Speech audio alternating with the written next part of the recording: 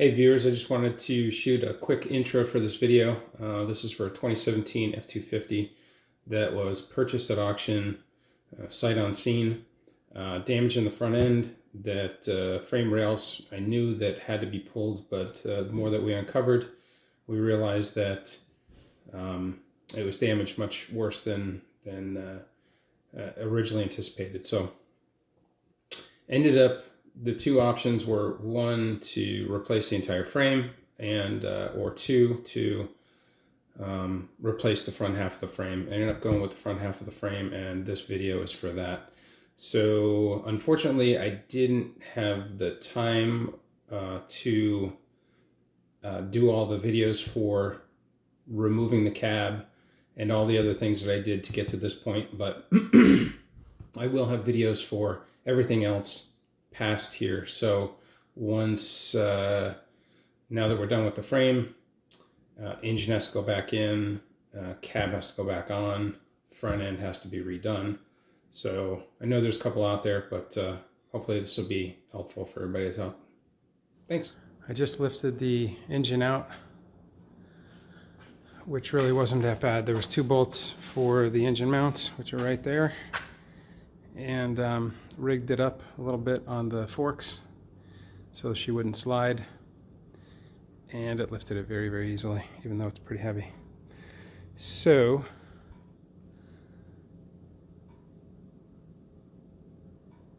I need to find a pallet for it, and I think that'll be it, which I should have some over on the side. We'll rig it up on the pallet a little bit, and yeah, should be pretty good. Today's Saturday, the 8th of August, and I just finished painting the bottom of the frame. Dad is over there helping me. The engine is sitting over here. 8th of August 2020, by the way. The year that almost never was. And I got the wheels out. The frame is up. Just how to video? Yeah, this is how not to video. Today is Sunday, the 9th of August, and I have gotten everything off the front of the machine and transferred over to the new frame. Tomorrow we're planning on mating up the new frame onto the old rear chassis. Monday, whatever it is, August something or other, and we got the other stuff ground off, and now we're trying to mate these two up. We'll see how it goes. So yesterday we got the frame cut and removed from the back half. We got the front half removed, and actually it went pretty well. Cut it with Sawzall and let it fall down slowly, and came off pretty easy. A little heavy, got it out with the small Bobcat over there, drug it out. And after that, I already got this together, otherwise I'd show it, but right where the old frame was mounted up, right about here, is where we cut it off, and then took and used a cutting wheel, removed the weld from around the old piece, and then ground it down and then primed it. I was just taking a measurement here from two known spots that I had before and after, and tomorrow we'll be welding. So put the primer on it. We're gonna strip back some of that primer just to get a good weld, but got the stick welder over here. Got my new outlet in the back of the garage that I put in a couple days ago, and yeah, we'll get this welded up. So I got this transferred over in previous videos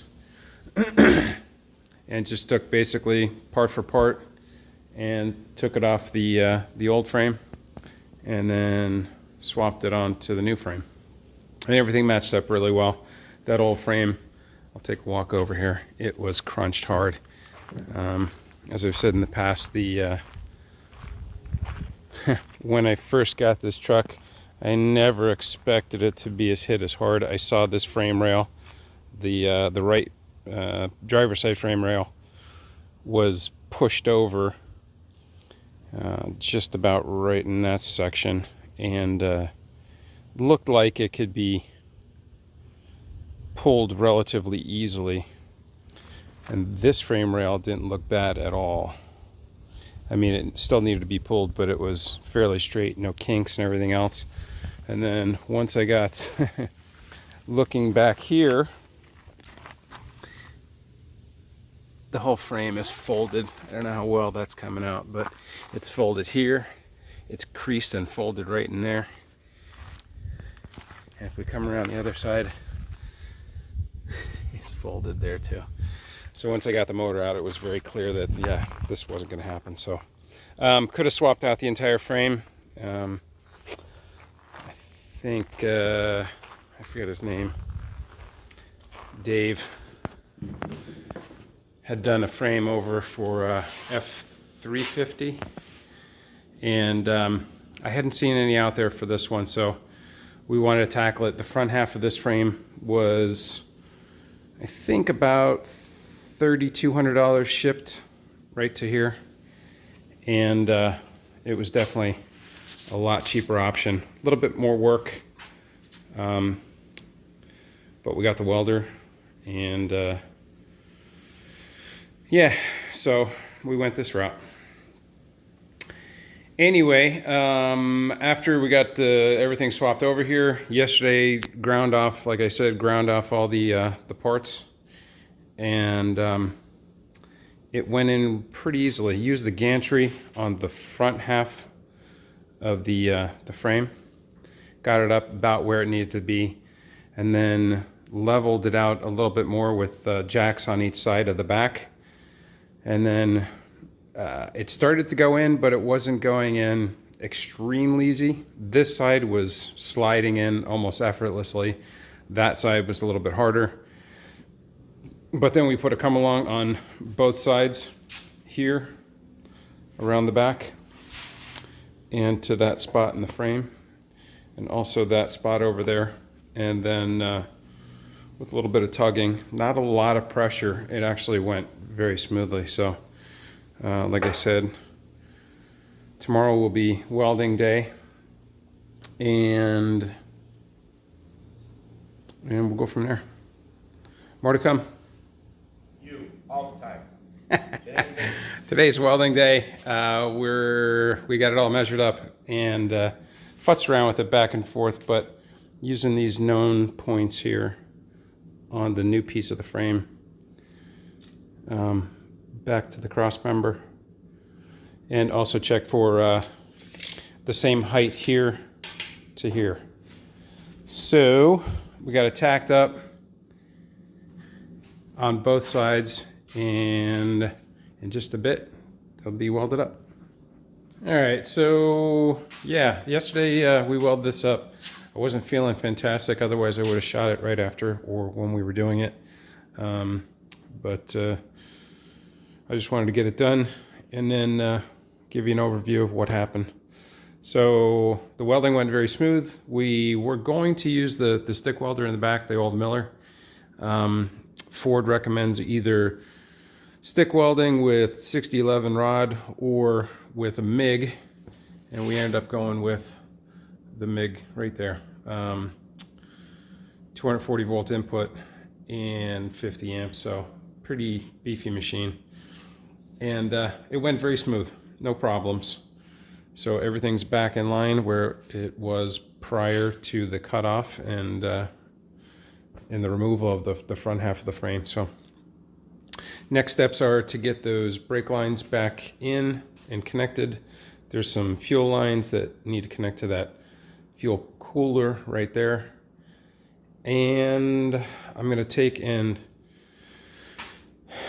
scuff up this surface rust on the back and get that prime and painted. So After that, I need to go to, and I ordered a wire loom for the driver's side at the auction yard. They very nicely cut off the plugs for the back, so it wasn't too bad, not too expensive for that loom, even though it does a lot of things on the driver's side. But got that ordered and should be here in a couple days. So what else? The passenger side loom will go back in. That's real easy. And this, not that fuel line, the red one right there, will go back on. The other ones have to wait till the transmission and the engine go back in. So the engine is very nicely tucked outside right at the moment. I have to get that oil pan on it right there because in the accident it got a hole right in the front of it. So it's something could have done.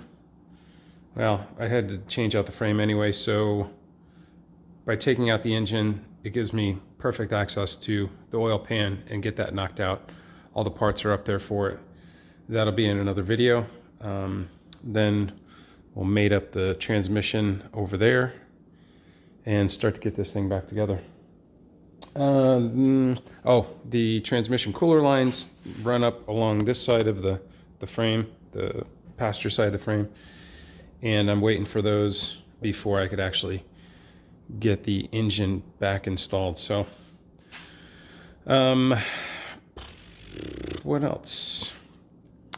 Once that's done, I'm going to mate up the transmission with the engine, get it set back in here, get the drive shaft put back on, and